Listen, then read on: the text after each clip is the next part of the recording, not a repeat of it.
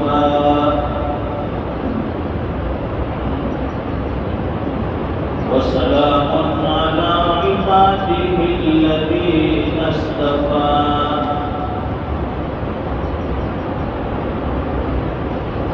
खुसूसन अला अफ़ज़लिहिम व ख़ातमिन नबिय्यीन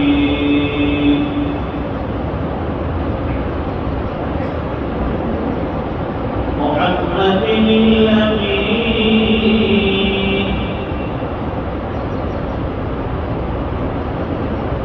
व अला आलिहि व अस्हाबिहि अजमाईन। अम्मा बाद फ़अऊज़ु बिल्लाहि मिनश शैतानिर रजीम। बिस्मिल्लाहिर्रहमानिर्रहीम।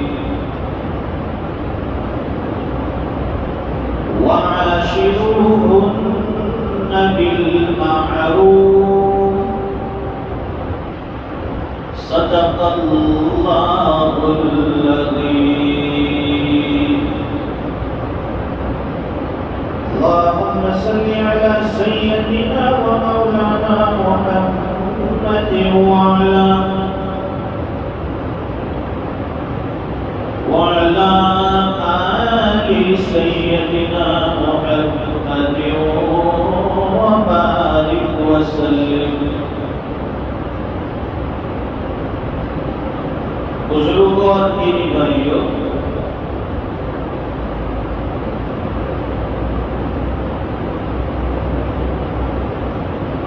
इंसान की जिंदगी का एक बहुत बड़ा हिस्सा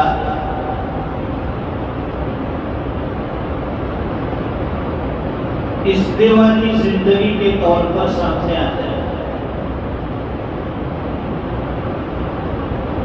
यानी शादीशुदा लाइफ, मैरिज लाइफ।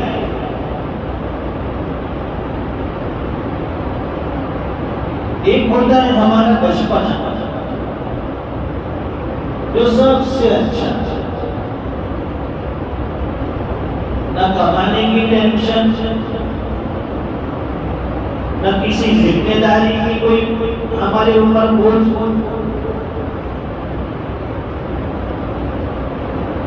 न दूसरी किसी चीजों की फिक्र। बचपना यानी सबसे अच्छी चीज,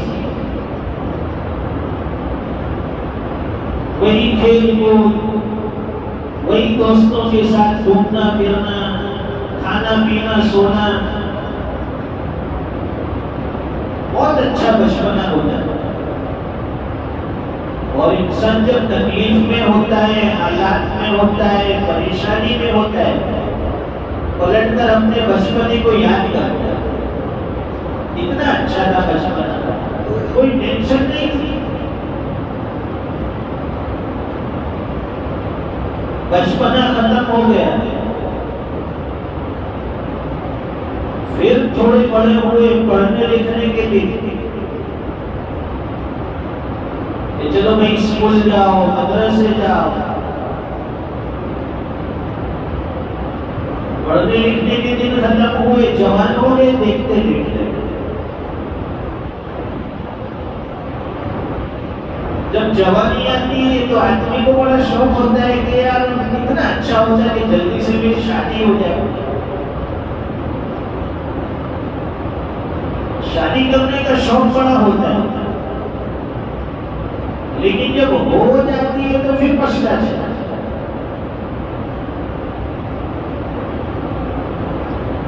कहते हैं ना कि भाई शादी और मंगनी के लड्डू जिसने खाए वो भी पछता है, जो न खाए वो भी पछता है।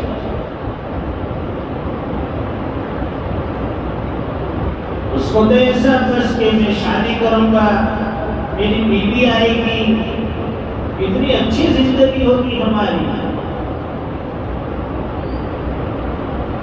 लेकिन शादी के बाद की एक लंबी जिंदगी जो आने वाली है, और उसकी जो जिम्मेदारियां हैं उसका एहसास बंदे को नहीं होता। उसे तो ऐसा है कि निकाह कबूल किया तो हाँ कर दिया, चलो भाई दुल्हन आ गई,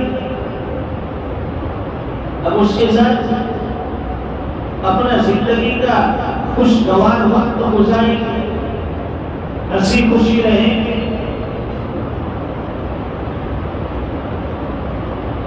हमारे उस्ताद मोहतरम हज़रत मौलाना मुफ्ती आरिफ हसन उस्मानी रहमतुल्लाह अलैह दर्स में जब निकाह का उन्वान आता था, निकाह के ऊपर बात चलती थी, तो हज़रत फरमाते थे कि जब काजी दूल्हे से पूछता है कि तुमने निकाह किया, कबूल किया, तो दूल्हा तो सर हिला करके देता है कि हाँ मैंने कबूल किया, लेकिन उसके पीछे उसने सारी जिंदगी की जिम्मेदारियां कबूल की, उसका उसे एहसास नहीं।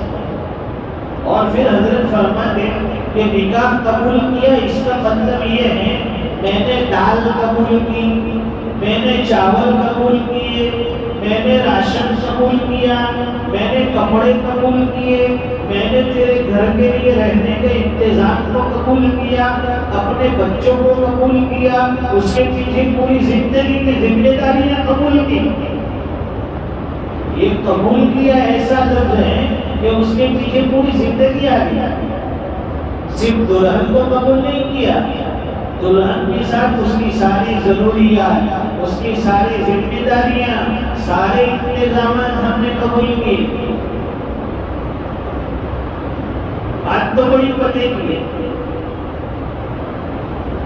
जब शादी हो गई, 2-4 हफ्ते अच्छी तरह से गुजरते हैं,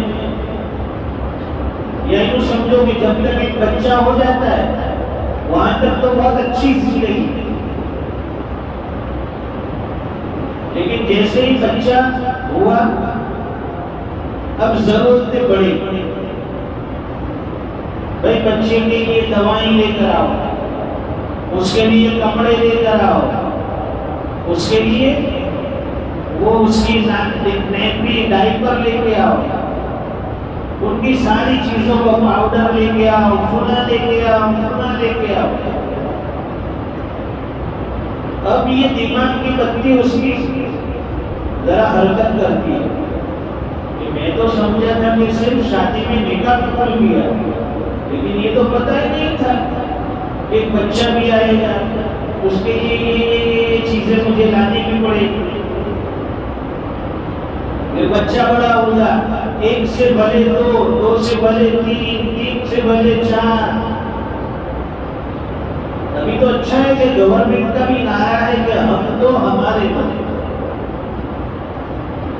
लेकिन पहले क्या करते थे, आंख बंद करके पूरी क्रिकेट टीम बना देते थे, घर में खाने पीने का कोई इंतजाम नहीं, कमाने वाला कोई नहीं। पहले लोग अपनी खेती बाड़ी में काम करते थे, उससे जो अनाज बदला मिला उस पर गुजर बसर होता है। लेकिन बच्चे पूछो, किसी के 8, किसी के 10, किसी के 12, आज से 25-30 साल पहले की जिंदगी उठा के देख लो, किसी को भी पूछो, वे कितने बच्चे, 8-10 बच्चे तो होते ही है उसमें। सिर्फ बच्चे पैदा करना ये कोई अक्लमंदी की बात नहीं है। बच्चे चाहे जितने भी हो, 2 हो या 10 हो, लेकिन उसकी जिम्मेदारी पूरी करना, उनकी जरूरतें पूरी करना, ये असल चीज है। इसलिए सोचकर फिर हमें प्लानिंग करनी चाहिए।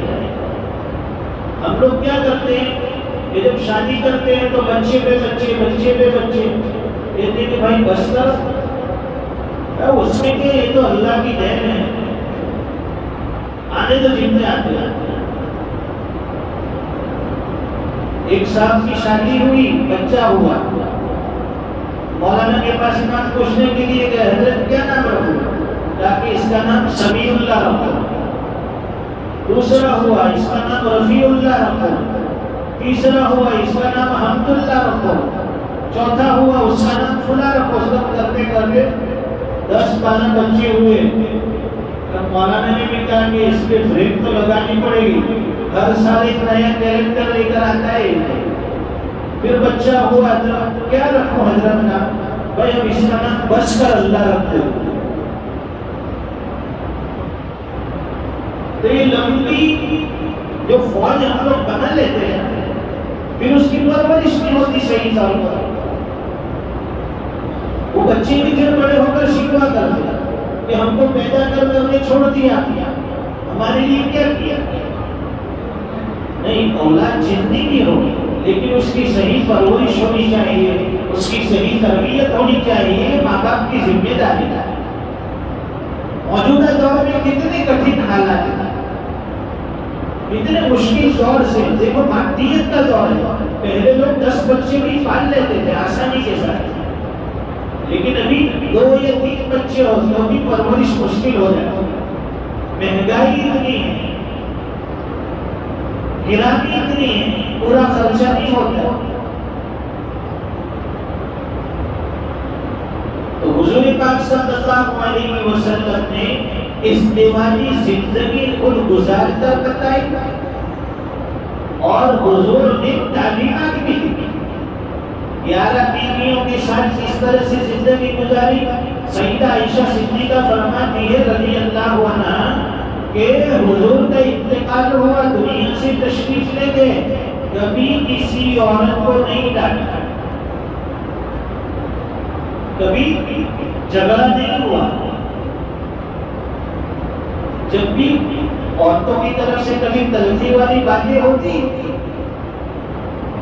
गुस्से में आ जाती औरतें, हमेशा हुजूर के चेहरे पर तबस्सुम, मुस्कुराहट। सामने वाला अगर गुस्से में हो तो हमारा तरीका ये होना चाहिए कि चेहरे पर मुस्कुराहट, सामने वाले का गुस्सा खत्म हो जाता है।